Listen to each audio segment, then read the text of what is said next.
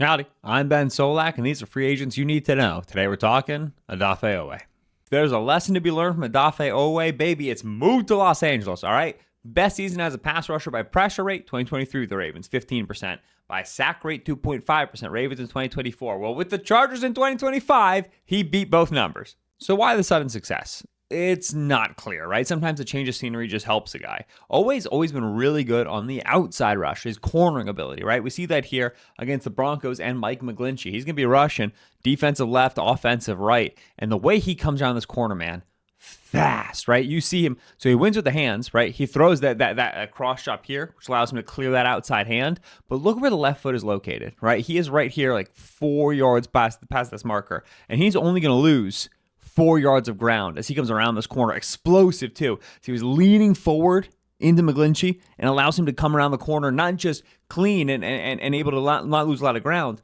but explosively, right, with velocity. So he's up on Nix fast. Nix relocates in the pocket, gets knocked down.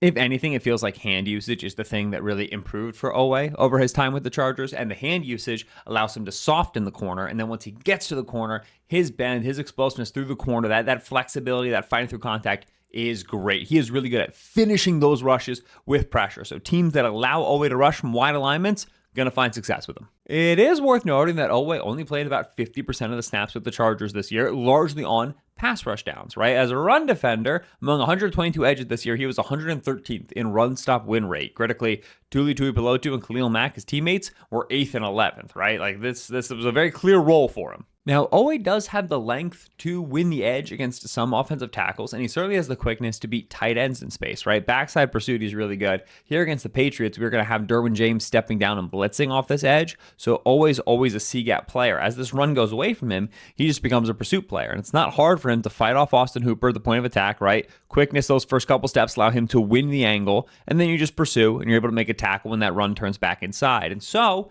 again, teams that are going to allow Oweh to play wide, allow him to play in a two-point stance, can get good enough run defense from him to keep him on the field for more downs. Oweh is listed 6'5", 265.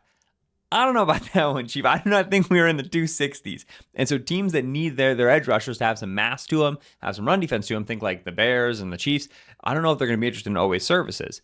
The Ravens are clearly a fit, right? Jesse Minter's back there, and the Chargers are really going to try to re-sign him. He was excellent for them. But other teams like the Patriots, the Buccaneers, the Panthers who need edge rush help all should be involved. Always a tricky one to figure out in terms of price tag, right? He was a rotational player, and he has these sudden spikes in production.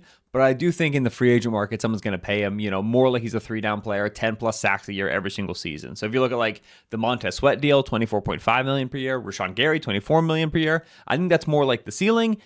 Gregory Rousseau, $20 million per year, more so the floor. Big price tag for Oweh, but some of this film is pretty good.